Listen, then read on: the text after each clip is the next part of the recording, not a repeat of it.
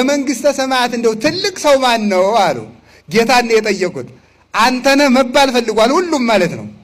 ይህ ክርክር የተነሳባቸው ደግሞ አስታከው ለመጠየቅ ነው። በሶስት ምክንያት ነው። ቅዱስ ጴጥሮስን ጌታ ሶስት ነገር ብሎታል። አንደኛ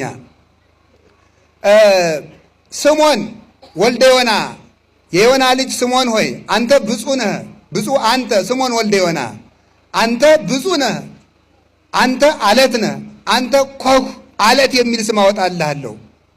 ወበዛቲ ኮህ አሐንጻ ለቤተ ክርስቲያኔ በዚያች አለት ላይ ቤተ ክርስቲያኔን እሰራታለሁ። ወይክልዋ አናቅጸ ሲኦል አንቀልቅሎታ ወአማስኖታ የሲኦል ደጆች አያናውጻትም፣ ቤተ ክርስቲያንን በአንተ አለት ላይ መሰርታታለሁ ብሎ ለቅዱስ ጴጥሮስ ጌታ አለት የሚል ስም አወጣለት። አሃ እሺ፣ አለት የሚል ስም አወጣለት። ለእኛስ አላወጣም። እንኳን አለት ድንጋይ የሚል ስም አላወጣለን። እሺ ለምን? አንድ ጥያቄ በሉ። ሁለተኛ ደግሞ ምን ይላል?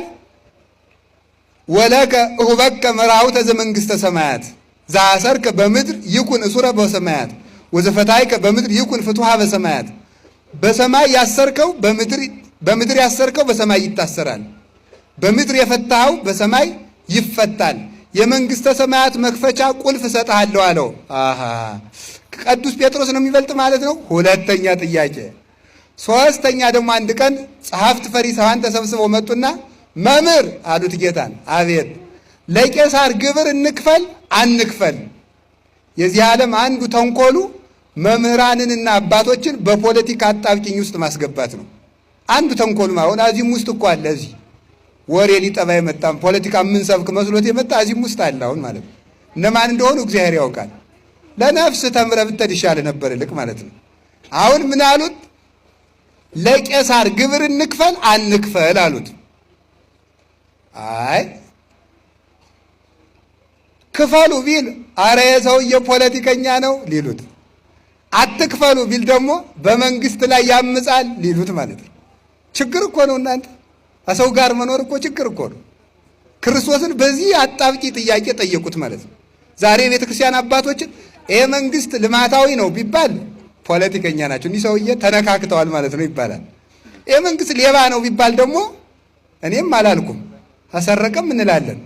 ሌባ ነው ደግሞ ከተባለ ደግሞ አሃ ይሄ መንግስት ሊገለብጡ ነው ማለት ነው ደግሞ ይባላል ማለት ነው። ችግር ሁሉንም ሲናገሩ ችግር ነው። ከዚያ በኋላ ጌታን ምን አሉት?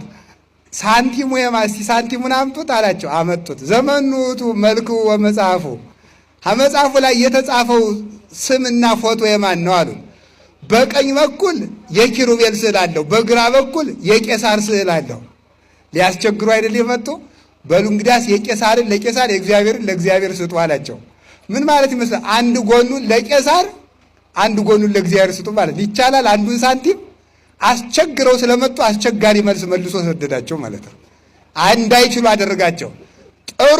ጥሩ በዚህ ተረተናል አሉና ሌላ ቀን ከበድ ያለ ጥያቄ አመጡ።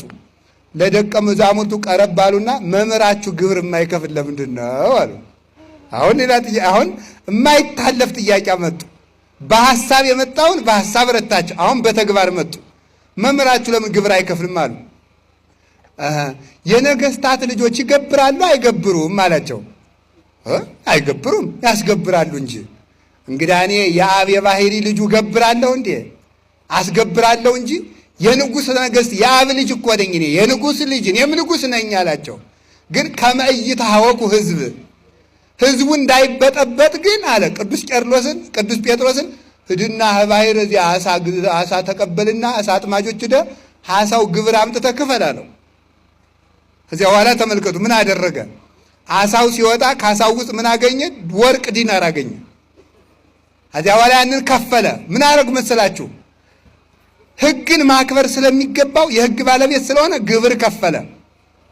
ጌትነቱን ለመግለጥ ግን ለእኔ ባህር ትገብርልኛለች እናንተ ገብር ትሉኛላችሁ አላቸው። እኔ ባህርን የማስገብር የባህር ፈጣሪዋ ነኝ። እንስሳት አራዊት ለእኔ አውቀው ይገብራሉ። ምድር ትገብርልኛለች፣ ሰማይ ለእኔ ይገብራል። ይባርክዎ ኩሉ ግብረ እግዚእ ለእግዚአብሔር። እግዚአብሔር የፈጠራቸው ፍጥረታት ሁሉ የምስጋና ግብርን ለእግዚአብሔር ያወጣሉ። ለኔም ላንተም ክፈል ብሎታል ቅዱስ ጴጥሮስን። እንግዲህ ቅዱስ ጴጥሮስን ለኔም ላንተም ግብር ክፈል ካለው ቅዱስ ጴጥሮስን ከራሱ ጋር እኩል እያደረገው ስለሆነ ጴጥሮስ ነው የሚበልጥ ማለት ነው። ቁርጡን ይንገረን ዛሬ አሉ ሐዋርያት። ሶስት ነገር ለይቶ ስላደረገለት ዛሬ ቁርጡን ማወቅ አለብን። ማን ነው ትልቅ ብለው ጠየቁት። እሱ ደግሞ ነገሩን ከጉዳይ ያወጣና ወፀዋ አሃደ ሕፃነ ወአቀመ ማእከሌሆሙ ነገሩን ጴጥሮስንም ሳይጠራ ዮሐንስንም ሳይጠራ ቶማስንም ሳይጠራ ሌላውንም ሳይጠራ አንድ ሕፃን መጣና ከመካከላቸው አቆመ። ሕፃን ነው። ያን ሕፃን አቆመና ምን አላቸው? አማን አማን እብለክሙ እመ ኢተመየጥክሙ ከመ ዝንቱ ሕፃን ኢትበጉ ውስተ መንግሥተ እግዚአብሔር። እውነት እውነት እላችኋለሁ ካልተመለሳችሁ እንደዚህ ሕፃን ካልሆናችሁ መንግሥተ ሰማያት አትገቡም ማለት።